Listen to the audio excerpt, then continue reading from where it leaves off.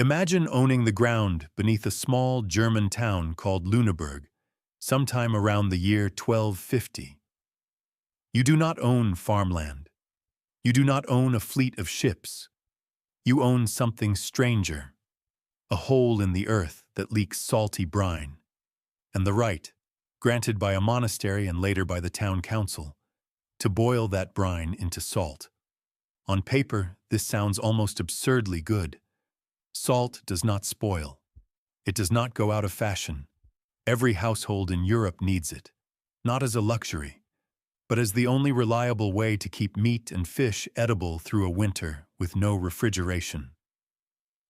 You are sitting on a substance that an entire continent cannot live without. Here is what the brine well does not show you. To turn that salty water into a sellable product, you need fire. Not a cooking fire. A furnace that runs day and night, boiling thousands of liters of brine down into crystals, and it consumes an almost unbelievable quantity of wood. Around Lüneburg, the forests that once covered the surrounding hills were cut down so completely, over centuries, to feed these furnaces, that the land eventually turned into open heath. The very same heathland tourists now photograph as a symbol of peaceful German countryside. That landscape is not natural. It is the scar tissue of an industry that burned its own fuel source into extinction. Salt looked like a gift from the earth. In practice, it behaved like an energy business, and its owners spent centuries fighting the same problem every energy business eventually faces.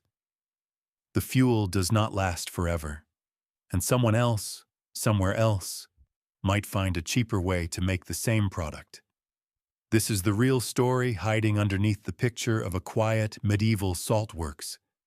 It looks like a modest trade in seasoning. It is actually one of the closest things the medieval and early modern world had to an oil and gas industry.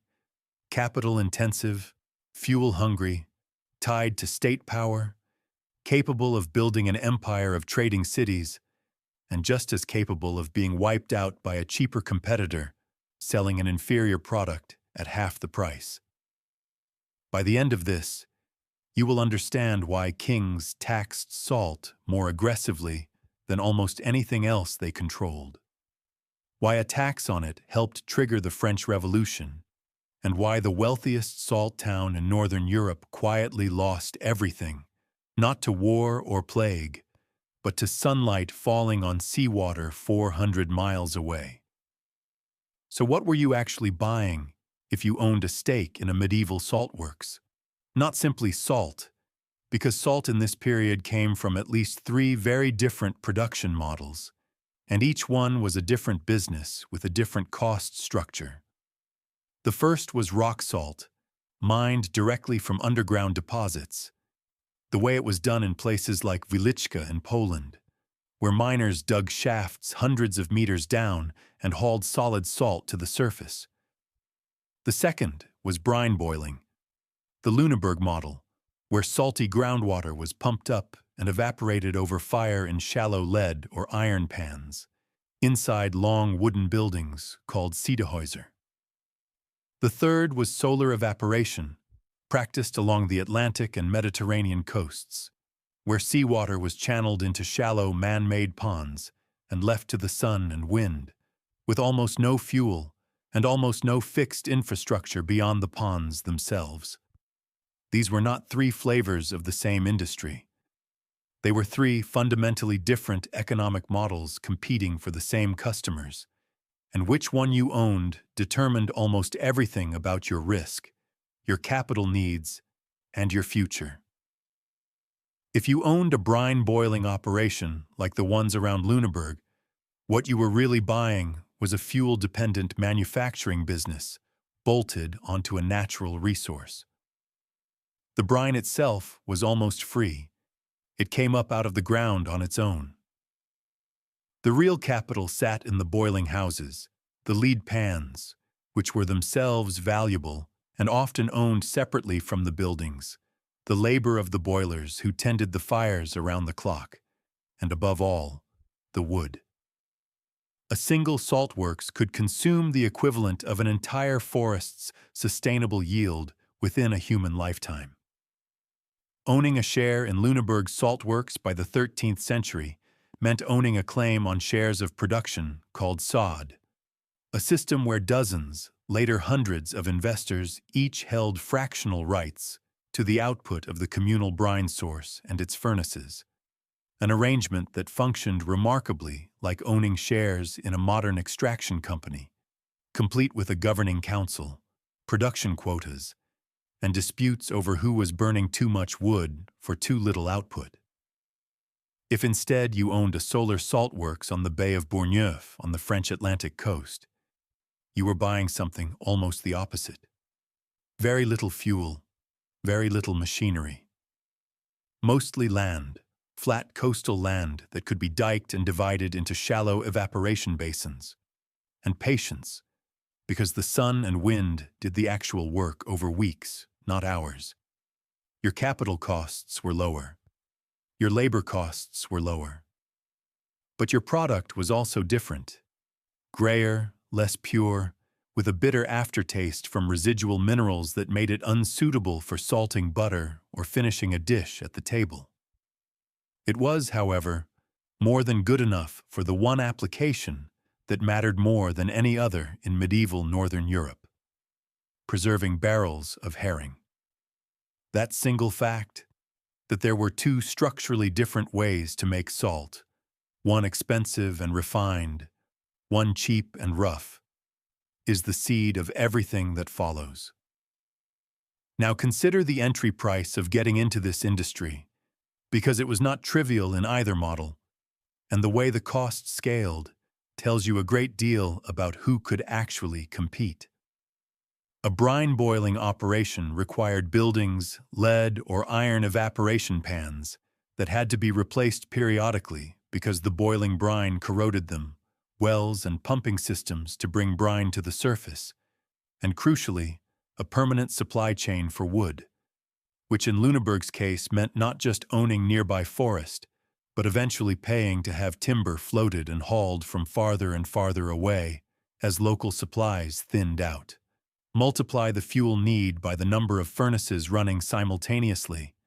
Multiply that by the number of weeks per year the operation ran, and you get a business whose single largest recurring cost was not labor and not raw material, but energy. Exactly the cost structure of a modern refinery. Only the refinery was burning forests instead of crude oil. A solar saltworks flipped this equation. The dominant upfront cost was land reclamation, building earthen dikes strong enough to hold back tidal seawater, cutting channels to move brine progressively through a series of ponds as it concentrated, and constructing sluice gates to control the flow. Once built, that infrastructure could run for generations with comparatively modest maintenance, because the sun was free and would remain free indefinitely. This is why, when the numbers eventually collided in the marketplace, the solar producers held a structural advantage that no amount of skill or scale could fully offset on the boiling side. One business paid an ever-rising energy bill for every unit it produced, and the other did not. So how did the machine actually make money? The answer is not people need salt to cook with, although that was true. The overwhelming driver of demand, the one that turned salt from a household spice into a strategic commodity, was food preservation at industrial scale, and specifically the Baltic and North Sea herring fisheries. Herring arrived in enormous seasonal shoals, were caught by the hundreds of thousands of barrels, and had to be salted almost immediately, or they rotted before they could reach inland markets. A fishing economy that could preserve its catch, could feed cities, provision armies, and sell surplus across an entire trading network. A fishing economy without reliable, affordable salt could not. This made salt the input good sitting at the base of an enormous downstream industry, the same structural position that crude oil occupies beneath plastics, fuel, and fertilizer today. Whoever controlled cheap, abundant salt effectively controlled the profitability of every fishing fleet, every meat curer, and every long-distance food trade route that depended on preservation.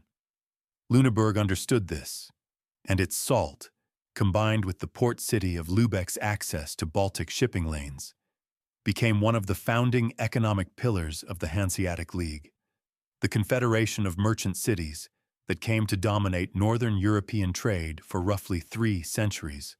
Salt moved out of Lüneburg along a roughly 100-kilometer overland route to Lübeck, and from there by ship to fishing ports all around the Baltic, where it returned home embedded in barrels of preserved herring, sold onward across the continent.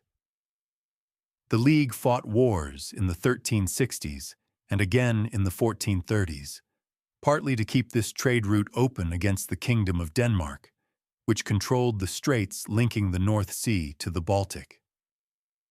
This is the moment to notice the pattern that recurs across almost every episode of this series. The physical product people saw, bags of white salt, barrels of salted fish, was not really the business. The business was control of a choke point in a supply chain that an entire regional economy depended on, and that control was worth fighting naval battles over. But a machine that makes money is only half the picture.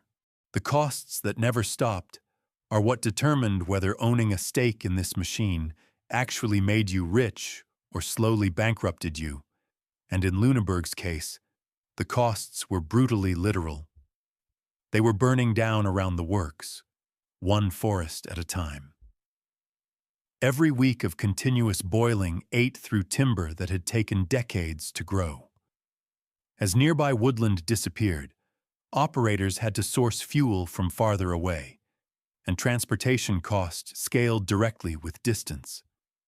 This is a cost that revenue could not simply absorb, because the price of salt in the Baltic market was set by competition across the whole region, not by whatever it happened to cost Lüneburg to produce it that year. When your input cost rises but your selling price is capped by what a rival product costs somewhere else, your margin does not shrink gently. It gets squeezed from both directions at once. There was a second cost that rarely shows up in the romantic picture of white gold flowing down an old trade road. Storage and spoilage of capital, not of the salt itself, which barely degrades, but of the enormous warehouses required to hold it between harvest and sale.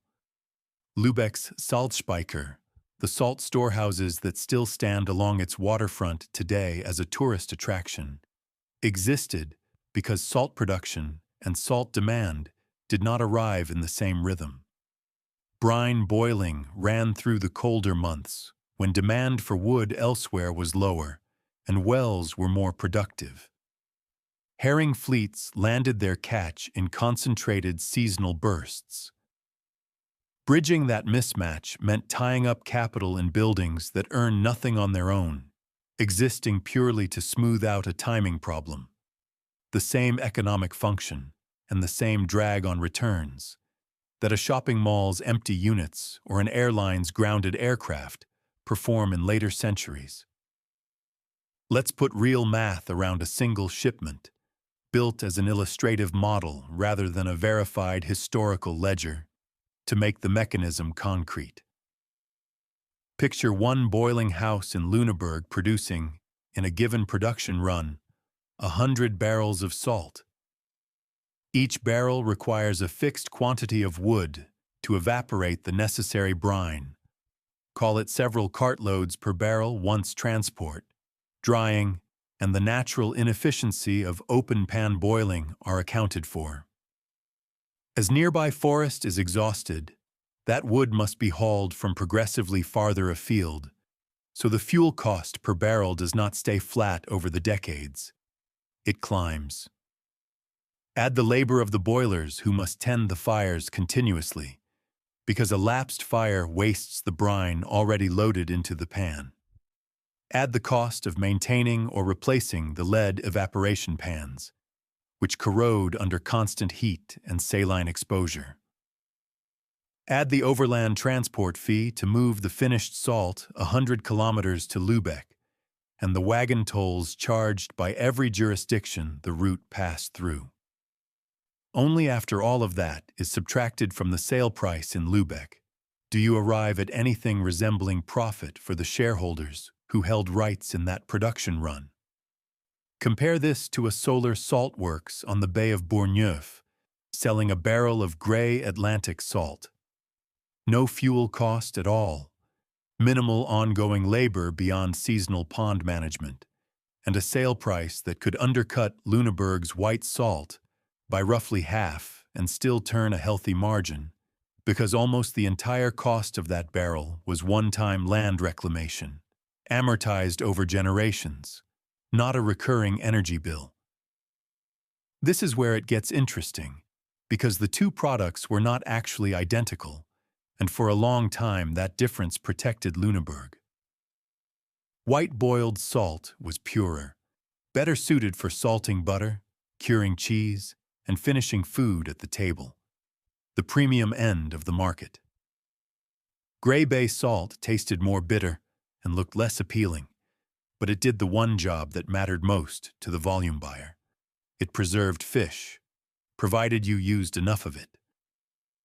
And you could use enough of it, because it was so much cheaper that even applying nearly twice the quantity per barrel of herring still cost less than using the refined Lüneburg product.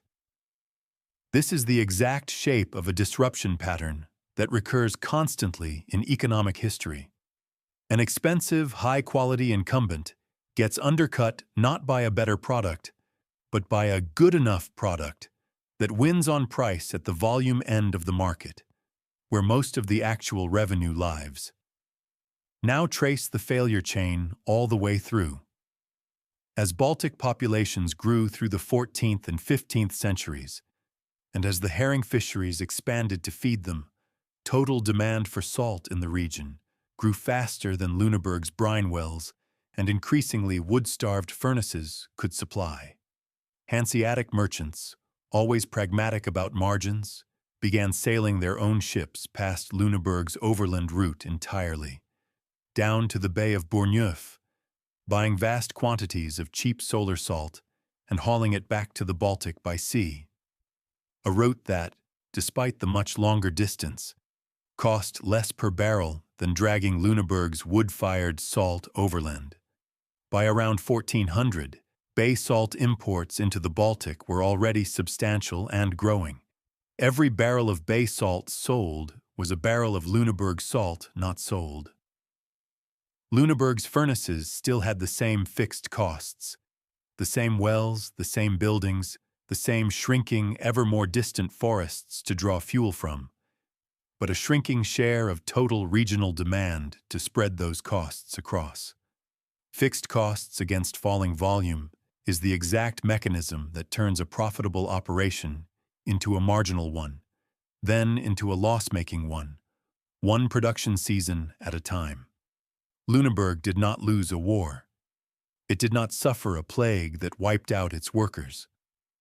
It lost a fuel cost race to sunlight, and by the 17th century its once dominant salt trade, along with much of the economic weight of the Hanseatic League itself, had faded into a regional curiosity, its final saltworks limping on in reduced form for centuries before finally closing for good in the 20th century. There is a second real case worth setting beside Lüneburg's slow decline, because it shows the other half of what salt could do to an economy. Not quiet erosion by a cheaper competitor, but active political detonation by a state that overreached. France, unlike the Hanseatic cities, did not primarily compete on production efficiency. It monopolized. Beginning in the 14th century and hardening over the following 400 years, the French crown imposed the Gabelle, a tax on salt that, in its most aggressive form, forced every household above a certain age to purchase a fixed minimum quantity of state-controlled salt each year, at a price the crown itself set, in some regions 10 to 15 times the actual cost of producing it. The genius and the danger of this tax were the same feature. Because salt was genuinely unavoidable, the crown had built a revenue stream that people could not simply refuse to participate in. It became one of the most reliable sources of royal income precisely because demand was inelastic. You could not stop preserving meat for the winter just because the tax authority made salt expensive. But an inelastic, mandatory tax on a necessity does not disappear as a grievance just because people keep paying it.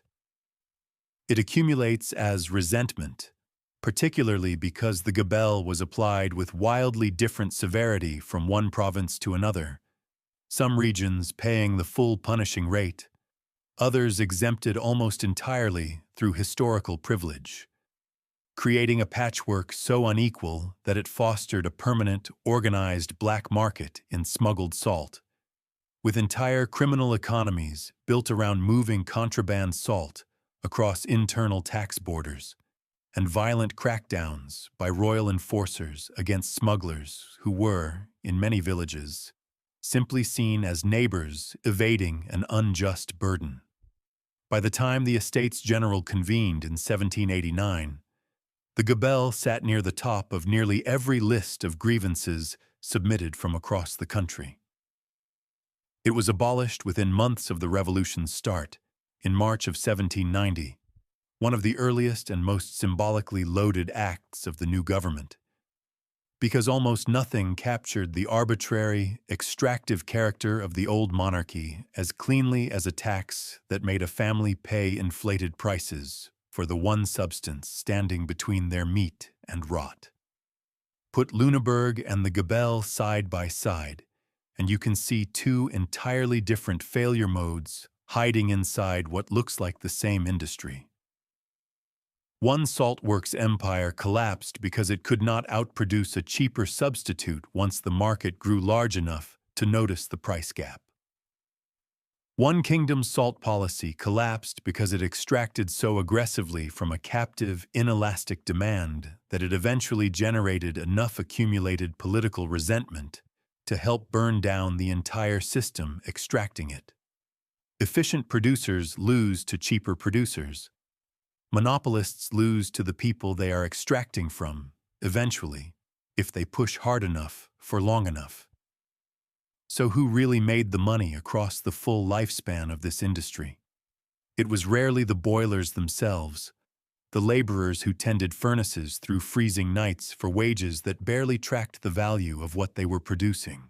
In the brine boiling model, the real winners were the shareholders holding fractional sod rights to production, particularly the ones who had accumulated multiple shares over generations and who could absorb a bad fuel cost year without going under.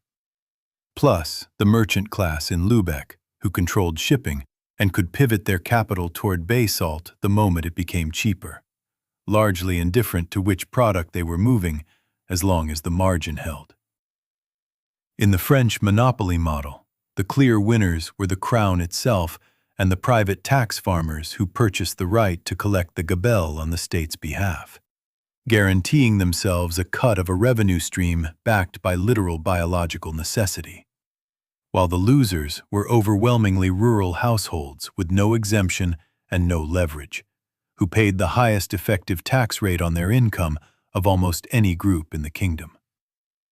And in both systems, a quieter set of winners existed at the margins: the smugglers, the bay fleet captains, the merchants willing to route around whichever choke point, geographic or political, the incumbent system had built. Because choke points that generate excess profit for their controllers always generate excess incentive for someone else to find a way around them. This points to the second business hiding underneath the first, the one that rarely appears in the picture of a quiet saltworks. Control itself was the asset, more than the salt. Owning a brine well or a stretch of solar evaporation ponds was valuable, but owning the shipping route, the toll rights along the overland road, the storage capacity in Lübeck's warehouses, or the state's collection franchise on a mandatory tax, was frequently more valuable and considerably less exposed to the physical risk of a bad fuel year or a bad harvest of seawater. This is the same reversal that shows up across seemingly unrelated industries in every era. The visible product draws public attention, while the actual concentration of value sits one layer back. In whoever controls the bottleneck the product has to pass through on its way to the customer. So, can owning a piece of the medieval salt trade have made you rich? Yes. But the version of you that got rich almost certainly was not the one boiling brine over an open fire through a freezing northern winter, watching the tree line retreat a little further every season. It was the one who understood, earlier than the competition, that the actual business was never the mineral. It was energy cost, storage, transport choke points, and the difference between what a population needs and what a population is forced to buy. Lüneburg's white gold looked, for 300 years, like the most permanent business in Europe, because the underlying need for salt truly was permanent. What was not permanent was the cost of making it one particular way, in one particular place. And the moment a cheaper method existed anywhere within shipping distance, 3 centuries of accumulated wealth had a clock running on it that nobody in Lüneburg could see until the forests were already gone. The salt was never really the product. It was the choke point. And every choke point, no matter how solid it looks while it holds, is only as durable as the cost of routing around it.